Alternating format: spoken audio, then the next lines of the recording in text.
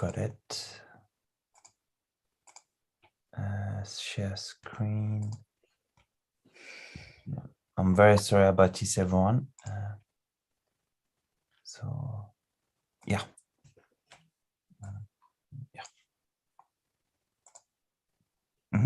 Yeah. Okay, so I'll just start again that we're the first ever GP-led and founded social prescribing charity in the UK. We operate in the borough of Knowsley, which is in Merseyside, Liverpool, England. We were set up by a GP called Dr. Faisal Mazarani in 2009, actually. And we kind of went really focused on the remit of social prescribing from 2017. If you just move a slide up there, please, Arun, thank you. So we developed a model in partnership with obviously the GP practice. My background is actually I'm a teacher and an educator, and I left teaching around 6 years ago, whenever I was 40 years old. But I also had a lot of experience in community development prior to that.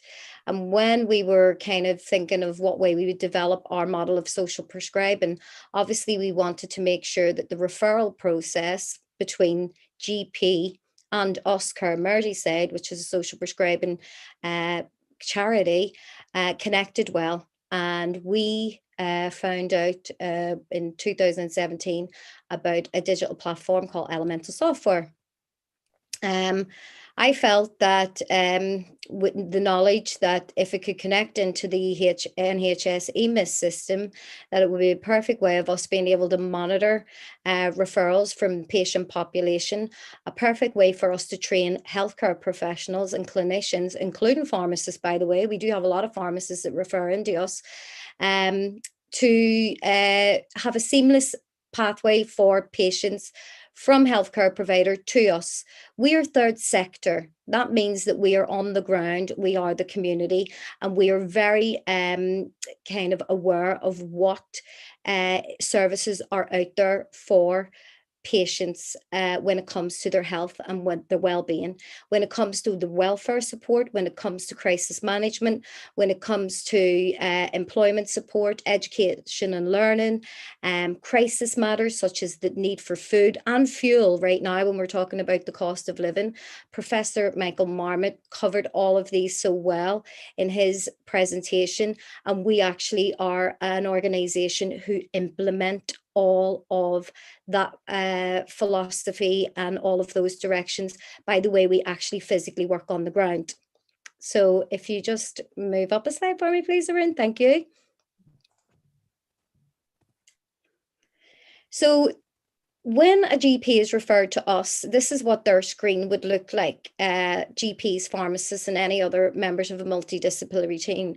And if you look at that little circle in red, social prescription, when they are having a consultation with a patient, they will click social prescription for the patient with their consent. It covers GDPR, and that referral will come through directly to us, the social prescribing service, the link workers and the health and well-being coaches. If you just move down another screen, please, Arun, thank you. So what does the pathway look for? What then becomes our beneficiaries? From a patient, they become our clients. Well, after a referral from a clinician during a consultation, or they can make a self-referral, a social prescribing link worker will contact them, they will pick up that referral, and they will contact the patient and make an appointment for an assessment. We will then take some baseline metrics or scores, including possibly a GAD-7, which measures anxiety, or some PAM scores, WEM-Web, social isolation. All of those measurement tools exist on the platform that we use, and we consider that to be a starting point for our client. And then after they engage in any social prescription or intervention that we have directed them to or provided them with, we will take those scores during an intermediary period to find out if they have improved. So we are measuring and demonstrating impact as we are supporting and working with the client. And then, of course, we will find out if the health risk has been reduced or improved. For example, do they still feel lonely? Are they interacting with, more people? Are they still feeling anxious? Have they lost weight? If it's been diet and nutrition support, all of those things we measure the impact of on that one platform. And if you could just move up another slide, please, Arun. Thank you. The system that we set up considers all of these factors, these determinants of what it is that's having an impact on their health and well-being, and why they have been directed to social prescribing in the first place. So, some people are overweight, but that has other impacts on their health and well-being regarding mobility, regarding self-esteem, and we would look to support them with a holistic level of care, personalized care. And we, in partnership with the client, will come up with a plan to support their needs that hopefully will improve their health and their well-being. Next slide, please, Arun. I've just put a breakdown of some of the amount of referrals that have come from last April to this April. And we have had 1,465 referrals to us from healthcare providers. Currently, we have over 13 GP practices referring to our services, and they have been trained on the use of Elemental, on how to make social prescriptions. They have opted to subcontract us their social prescribing service, with the kind of recommendations that NH England, as part of the 10-year plan, has suggested they could do. So as you can see, that is a high amount of referrals, almost over 100 people per month. And we have a team of 5 social prescribing link workers and 3 health and wellbeing coaches. The platform that we use also allows us to create and add interventions, social prescriptions, or any services that are out there. We deliver some of those services ourselves. For example, a creative writing class. I loved the art presentation earlier. We have drama classes. We have yoga, meditation, Reiki. We have a gardening group. We have classes that support dance, exercise. We have created diet and nutrition classes, stress management, anxiety management classes, but obviously we can't deliver everything or support everything. So we engage partners, and all of those partners that we engage, we add their intervention, their service, their provision to our platform, and we signpost people to them. And we also then can keep track of the numbers of people that we are recruiting on to, or signposting people to various services, which helps us monitor our attendance, and it helps us monitor and demonstrate activity and impact. So if you just move over another slide, please, Arun. Thank you. We also, obviously, it's very, very vital that we keep an accurate record of case notes on all of our beneficiaries, and, basically for accountability, for scrutiny, and for safeguarding purposes.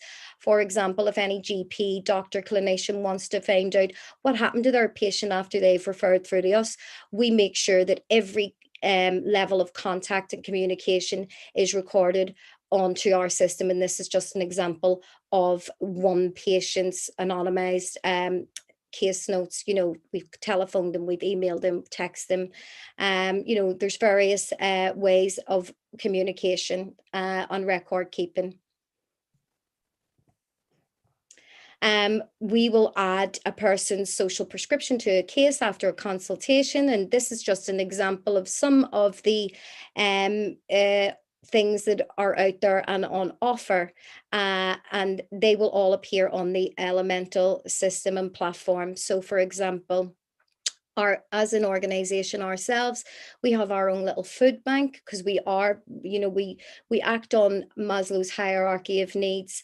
If at the very top of what a person is to feel, which is empowered and a fulfilled, self-actualized human being, if the needs at the very bottom of that pyramid, if you're aware of it, aren't being met, such as shelter, food, comfort, relationships, a sense of purpose in self, employment and stuff like that aren't being met, then we couldn't expect people to just like, you know, all their problems be solved by attending a yoga class. So we have a full broad spectrum and curriculum of services on offer to ensure that all needs are met by all patients at whatever level they're being referred forward to us. And the system also allows us to track the source of referral, and that means we can report back to the PCN, the primary care network by which, you know, we're subcontracted, to let them know, you know, how many referrals are being made. They clearly have targets to be met under something called Ardents for those R's roles, and how many social prescriptions or people should be social prescribed based on the patient population. And we are able to report back to our GPs how far they are advancing on the amount of referrals they're made. And actually, all of those GPs that are listed there have exceeded the targets based on their patient population, which shows that the culture within these practices regarding clinicians making referrals for social prescribing has really came on board. And also the value and the impact that we make and to their patient population once they have made a referral is highly thought of, based on the fact that the GPs, clinicians, pharmacists keep making those referrals to us. We are diverting traffic to care where GPs, clinicians don't often have time to solve their patients' needs, and we do have that time to do so, and we're supporting people in a way that is personalized, holistic, and impactful. It also allows us to track the type of visit that our link workers make, so that I think is really important as well for accountability and scrutiny, and to demonstrate the amount of work that is put in. So, you know, this will tell us how many telephone calls we've made, how many one-to-one sessions people have had with us, how many group sessions people have attended, you know, as a result of our efforts to engage patients, clients in social prescribing and the benefits it has to them. And the next slide, please, Arun. This slide was actually taken pre-pandemic, which shows that people's anxiety had actually fallen quite significantly after engaging in social prescribing, but that increased actually during the pandemic, and we're hoping to see that in this post-pandemic or moving into post-pandemic era, that anxiety levels will once again drop. It also allows us to track, you know, our staff stats, how many, you know, prescriptions people are managing, how they're dealing with patients. And obviously some people work longer hours, or we have part-time workers and stuff like that, but it's still a very beneficial case management tool that we use. And if we move on to the next slide, if anybody has any questions, I'm very happy to answer. Thank you so much, Katie. And I do apologize for the technical difficulty we've had just recently. I'm just going to start sharing. Okay, no problem. See if I can see if anyone has any question. So yes, if you got any question, for those that are still awake, please go ahead. So no question. Okay. I'll probably just ask one just on behalf of potential pharmacists. So in your opinion, what could pharmacists do in order to help with the workload that is currently being done by your company, your organization?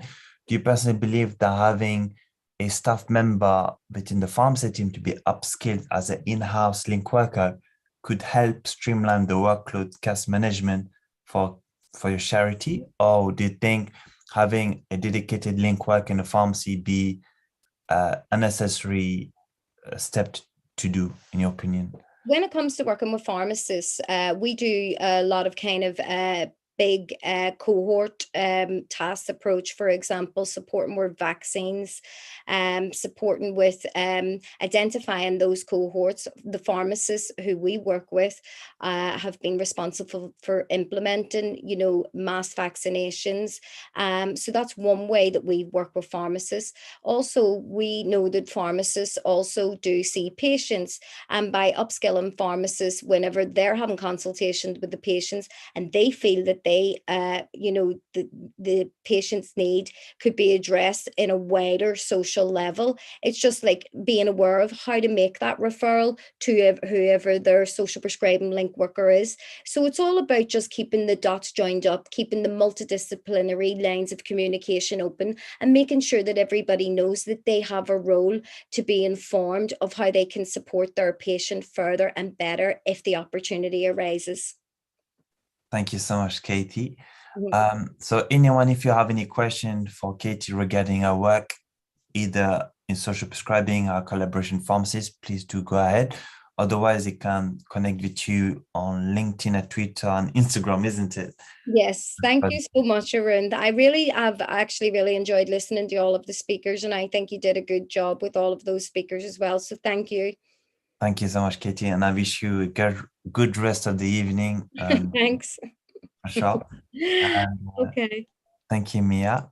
And so yeah, now basically, I'm going to play a recording. And if it's too late for anyone, that's fine. You don't have to stay right now. But I'm going to play the recording for Dr. Jane Thomason. And basically, I met her back in 2017, and she's kind of an advocate of blockchain for good. In that sense, she is currently right now in Dubai. So if she was to be here right now, it'd be like 3-4 o'clock in the morning. And she did confirm to me she wouldn't be able to do that. So she kindly agreed to do a recording. So I'm going to share my screen and play the recording of Dr. Jane Thomason. So I think it's this one. No, it's not that. Let me bring that up. So yeah. So Dr. Jane. So the presentation is about 15 minutes long, but it's very, very insightful. And I'm going to play it now. So hi, everyone. I'm so delighted to have here today Dr. Jane Thomason for the Pharmacy Social Prescribing Conference 2022. I've met Dr. Jane 5 years back at the Blockchain Live Week, and she has such a wealth of experience, and I'm very, very excited to have her today, in which she was able to write the first article on mental health, and she'll be able to give more context for today. And the floor is for you, Dr. Jane Thomason. Thank you very much. And it's such a pleasure to be with you. I'm sorry I can't be there in person, but I think it's a great opportunity to just try and share with your viewers about how the metaverse might affect health and social prescribing. So I've tried to present what are some of the key drivers and changes that we will expect. And obviously the pandemic has actually been one of the biggest accelerants for digital health and metaverse and decentralized finance and so forth, because everyone was at home. And so we all had to learn about how to work remotely. And I think that this has really opened the doors in healthcare, which is a very traditional industry, to some of the digital changes that we always knew were a potential, but hadn't actually come to fruition.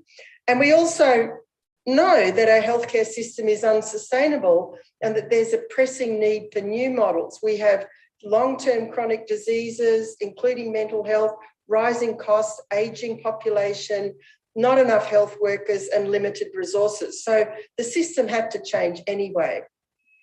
We're also seeing some major shifts in healthcare at the moment. So the move, for example, of the big tech companies into healthcare, the monetization of consumer data and the creation of health data marketplaces is going to change the way that we own and consume our data. We're seeing Asia absolutely growing as a leader in digital health, and everyone started to move fast to a metaverse age. Since Mark Zuckerberg announced that Facebook was going to be Meta, but people have been working on these mixed reality settings for quite some time. So what we're going to be seeing that will be created over the next few years is something of a meta health ecosystem where we're seeing DeFi, NFTs, decentralized government, decentralized cloud services, and self-sovereign identity enabling the exchange of physical, economic, and content assets. This will be a token economy and it will have its own currencies native to it, and people are going to be able to earn, spend, lend, borrow, or invest in both a physical and virtual sense in this meta health ecosystem. So let's look at some of the ways in which health is going to be deployed, in that the metaverse is going to be deployed in healthcare. So the first one, and a big one, and I'll come on to it for social prescribing a little bit later, is this capacity to be able to collaborative work. So create realistic working environments where 3D avatars can work together with digital whiteboards and digital workstations without having to get on a plane and all physically go to one place. They can meet without any complex conferencing equipment. And it's a space where it's possible to 3D model virtually anything, and real world specifications can be replicated by a digital twin technology. So people can be working together, for example, on the planning of a new hospital in 20 different countries, all working on a digital twin. And machines, systems, procedures can be tested through these digital twins to detect possible failures and improvements before carrying them out in a physical environment. So all of this collaboration can take place in the metaverse. Education is obviously going to be a huge one, where you can take learners within the human body, providing a 360-degree view of all ailments or replicating real-world procedures. The learning can be hands-on. So AR programs can simulate patient and surgical encounters, allowing students to visualize and practice new techniques. And these are immersive experiences where the students can actually experience the surgery as if they were the surgeon themselves. So education will be transformed into an immersive experience where learning is fun and success is rewarded, and data analytics target precision learning. Other applications in clinical care, avatars can provide realistic consultations, personalised care, treatment and diagnosis through data interconnectivity.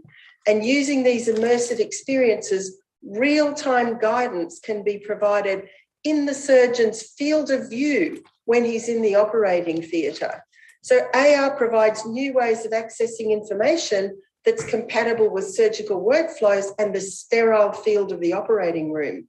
So surgeons can use a heads-up display to provide a data overlay on the patient's body during surgery, or to visualise the entire procedure during pre-surgical planning. And the AR and medical imaging can provide the clinicians with the ability to project medical images, such as CT scans, directly onto the patient and in alignment with the patient's body.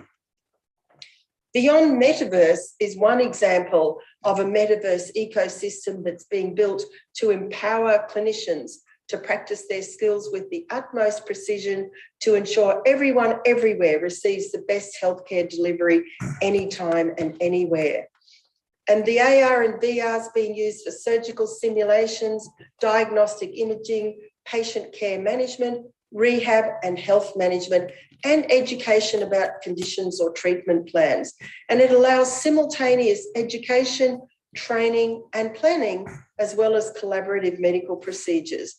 And it empowers clinical decision-making and ensures the right interventions and treatments are customised to each patient, creating a personalised approach to care. We're going to see increasingly the use of gamification. And I use just an example of this, particularly in wellness, where we're going to see healthcare providers and patients connected in wellness and fitness, where AI is used to deliver smarter workouts with guidance from virtual instructors. And an example of this is a new move to earn game, where players are incentivized to be active. So GenoPets actually uses data tracked by smartphones or fitness wearables to advance the GenoPet NFT in the game. So players have these little GenoPets and they can be rewarded for walking the dog, dancing in the room, running your daily 4K, or just getting up and going about your everyday life. And so GenoPet's mission is to make staying active more rewarding through a fun, free-to-play NFT game that allows players to earn through exercise and fitness. Monetization is going to be a big change that we'll see, especially in relation to patient data. So we'll have all of the gaming, the play to earn, learn to earn, and move to earn. And data owners are going to be able to monetize their data through health data marketplaces, which will connect and monetize data and make it available for scientific discovery. And this will be enabled through self-sovereign identity, which will make it possible for individuals to hold and monetize their health data.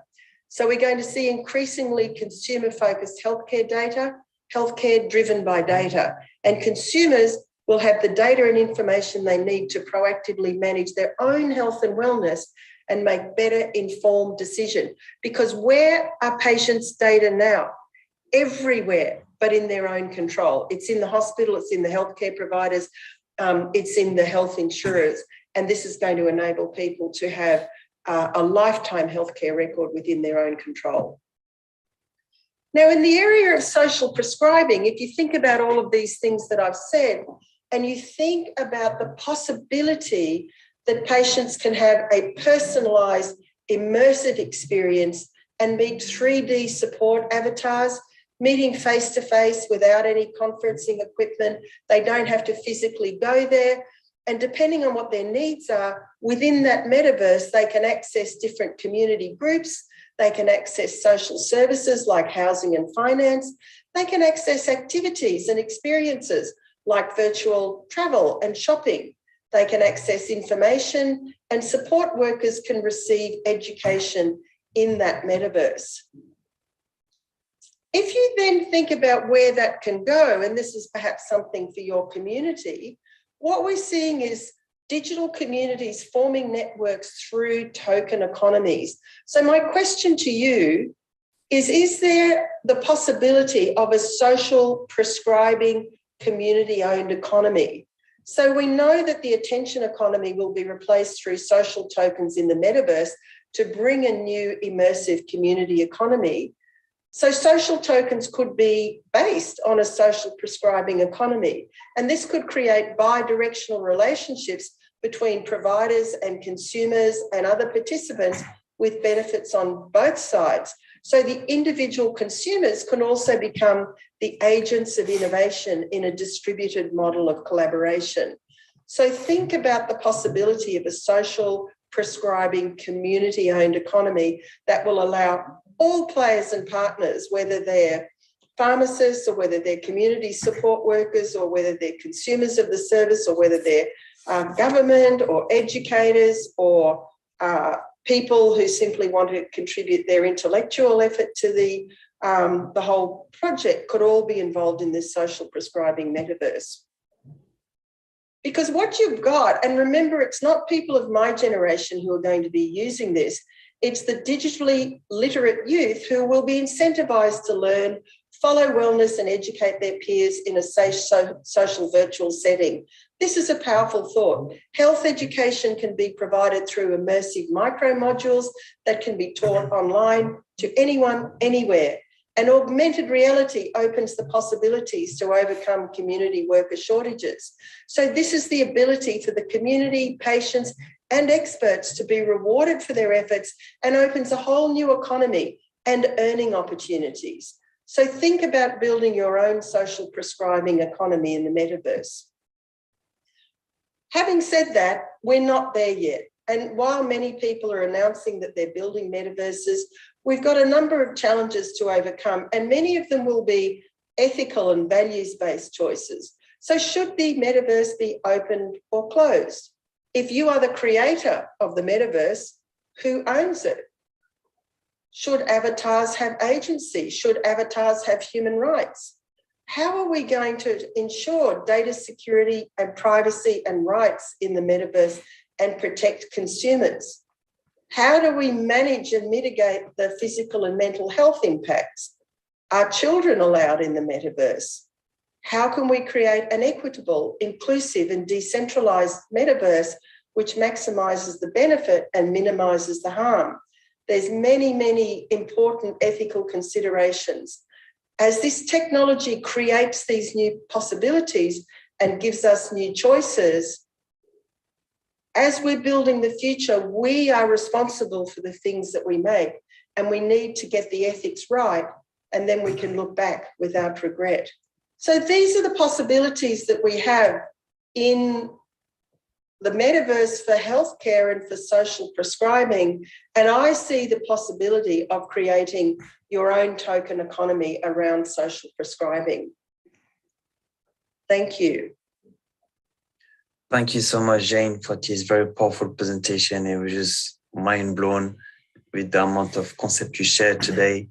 And then for the delegate I'll be watching, you really kind of open up the vision of what they can do with the social prescribing, which is currently set in our way of thinking that the patient gets seen by the healthcare professional or by the link worker, but through the metaverse, like you said, we're creating a new economy, social token, and definitely creating a new industry, which is kind of providing more benefit for the patient to learn about public health messages, learn to earn, and like you said, gamification by having move to earn by playing game or having game prescribed to them, which kind of open up potentially the sector of metaverse therapeutics almost. And just like for some of the delegates that might be kind of wondering, because it's such a massive information like given to them, for any of the delegate wanting to get started in this, potentially either as trying to create their own startup or potentially join a startup, what should be some of the key skills they can get involved to kind of become part of this new industry from a pharmacist perspective?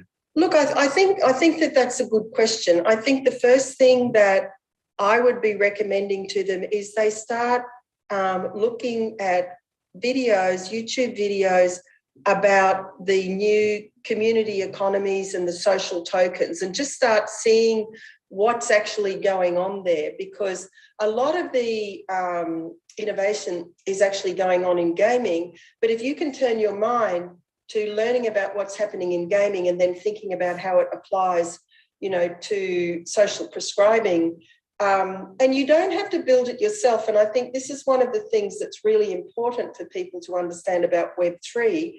It's open source. So if you are reading and learning and viewing and you see a kind of social token that looks sort of interesting, that could be modified in some way to fit the social prescribing community, you can either try and collaborate with them, or you can ask them to white label it for your own purpose. Or if you have coders, you can take the code and then make the adjustments to the code that make it suitable for your own purpose. So that's the beauty and power of Web3, and why it moves so fast, is that people don't need to code from scratch. They can go onto GitHub, they can find the code, and then they can build on the work of others.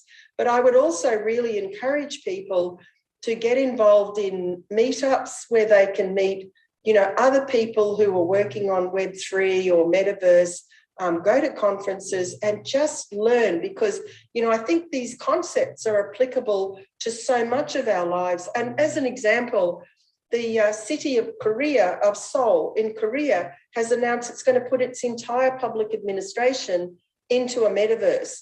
So, if you start to rethink about government services to people and how they can be provided, but they can be linked to entertainment, they can link to commerce, they can link to community groups. It's a really powerful thing to think about how it could be used as an incredible tool for social prescribing. Thank you so much, Dr. Jane. And to finish up, let's say if some of the delegates would like to follow up your work, what would be the best way for them to follow you up? Would it be through LinkedIn, through Twitter? Do you have any? Yeah, I think I have LinkedIn and Twitter. just connect with me on LinkedIn. If you want to send a message, please, I'm happy to receive messages. I hope that at least my presentation has sparked you to rethink about how we can help people in this new digital age. So that was the presentation of Dr. Jane Thomason. And now, as promised, I'm going to share the 100-year plan for the people that's remained. So let me share the link. If I can find it. Is it that one? No, wait. Download, no. So I'm going to share the link on the chat bot. Copy to everyone. So this is the link of the 100-year plan. So in a nutshell, I've published it on something called Mirror. So, there is Medium, which is like a publishing platform for you to release article. There's another thing called Mirror.xyz. That's why I felt it'd be the place to release the 100-year plan. And I didn't want to make it too complicated. For instance, initially I was planning to do it as a 30-page document talking about 3D printing, lab-grown meat, space economy, ocean colony. But then I said to myself, rather than putting a lot of details into a document, why not have a single clear direction? And for the people that are watching this last stretch of the conference, there's 2 books I recommend. There's Think Again by Adam Grant. And then there's also Simon Sinek, The Infinite Mindset. And basically, these 2 books kind of give me a better perspective on how should the 100-year plan be, which is all about keeping social prescribing authentic for the next 100 years. And that's taking inspiration from, for example, Apple, which is all about thinking different. And by keeping the core value the same, they're able to innovate without straying away from their core mission statement. And with the link I've shared you, it's literally 150 words on how I see social prescribing being kept authentic for the next 100 years, being 21-22. So this will be now finally the end of the conference. I just would like to thank everyone for your support, for our sponsor Elemental, for business partner, Pharmacy Magazine, Pharmacy Business, the Social Prescribing Student Champion Scheme, the Personal Care Institute. And I highly recommend everyone to take the learning which you've had today and then try to apply it into your workplace or into your university. Just spread the word around. And that's it. If you got anyone has any last question to ask me or any comments, feel free to do so. So literally just finished on the dot. And what I'm hoping for next year is one of the things I had in mind was either to make it as a full day conference during daytime, because the reason why I kept it in the evening was to kind of give more accessibility for pharmacists coming back from work, because I still work full-time as a community pharmacist. And I knew personally that attending conference during daytime was difficult for me, which is why when I first the edition started always at 7 o'clock. But then I think for the 2023 edition, I might do it as a full day conference. If not, if it is an evening conference again, I might probably do it at a shorter duration. So instead of being 3.5 hours, it might be, for example, 2 hours or 90 minutes. So that'll be the end of the conference. I'm going to stop the recording and I wish everyone a good rest of the night. Bye, everyone.